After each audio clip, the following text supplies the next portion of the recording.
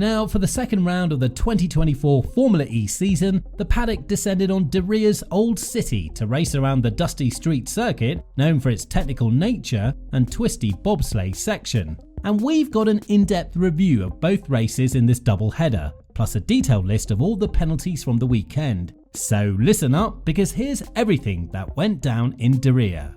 For the first race of the double-header, DS Penske's Jean-Eric Vergne started on pole, his first since the 2022 Jakarta E-Prix in Season 8. Mitch Evans joined him on the front row, with Jake Dennis in third. It was a slow getaway off the line for Dennis, which allowed Set Camara, who had a stupendous qualifying, to make a move on Evans into the first corner at turn 18. It didn't exactly work as planned, and he was shuffled wide in turn 19, crucially allowing Dennis to retake the position.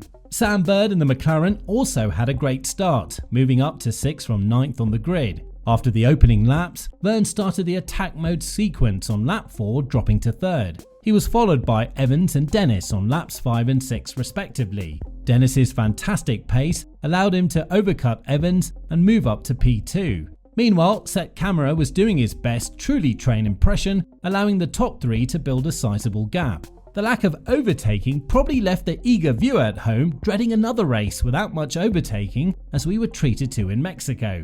Vergne took his final attack mode on lap 7, followed by Dennis a couple of laps later, who again managed to overcut Vergne and took the lead of the race. Fans, fearing a procession, were saved by Evans as he overtook Vergne for P2 on lap 13. Evans and Dennis began to pull away from Jev, suggesting that the DS Penske didn't quite have the pace of the Andretti or the Jaguar.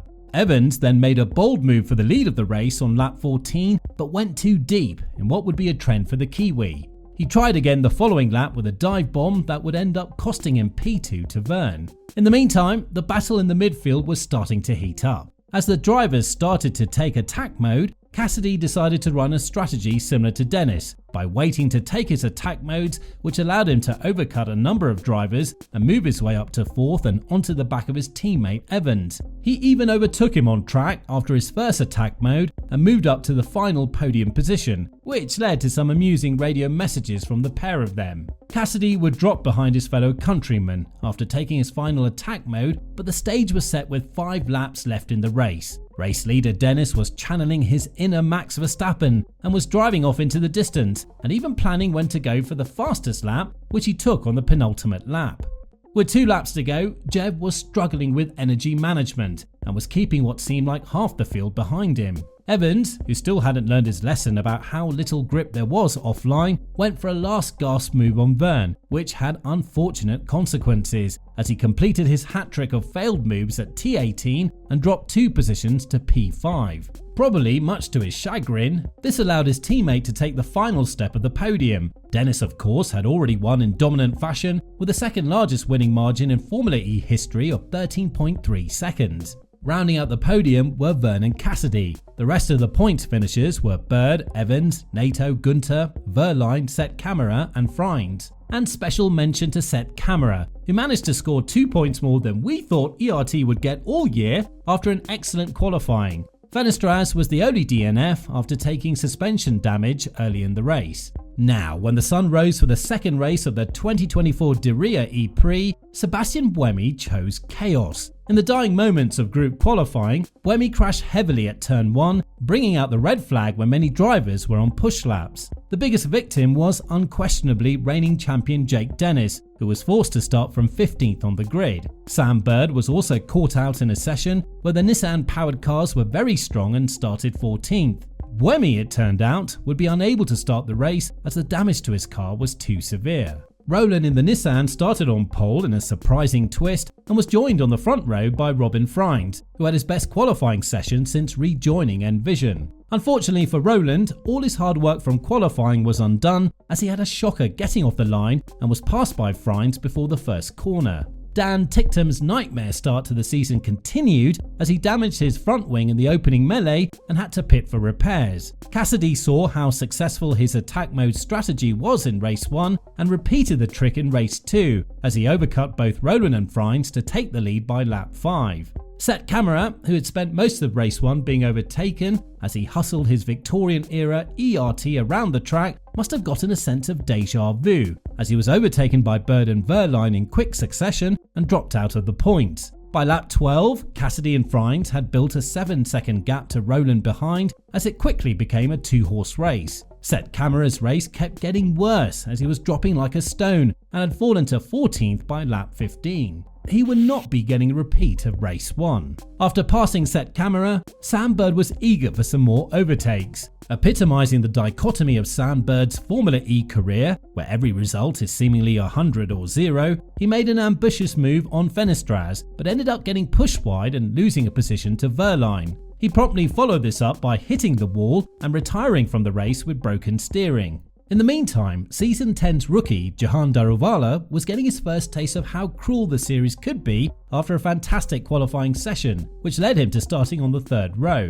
First, on lap 16, he dropped 3 positions, taking attack mode. He then followed it up by being overtaken by his teammate Gunter on lap 21. Compounding his misery, he did his best Mitch Evans impersonation as he went deep at turn 18 and lost 3 positions on lap 25. He was then overtaken by Muller and De Vries in much slower cars a lap later. His car then decided that it had enough, and Daruvala retired from the race with a brake failure on lap 27, which, now that we think about it, was probably responsible for the majority of his misfortune in the race. The ending of the race was markedly less chaotic than race 1, as the drivers were keen to put some points on the board. Cassidy took the checkered flag to take his first win with Jaguar and his 3rd straight podium, cementing himself as a title favourite. Now, joining him on the podium were Frines and Rowland, both getting their first podiums in almost 2 years. The remaining drivers in the top 10 were Hughes, Van Dorn, Fenestraz, Verline, Verne, Gunter and Evans. Dennis had finished P10 on the road, but was given a 5-second time penalty for overtaking under yellow flags.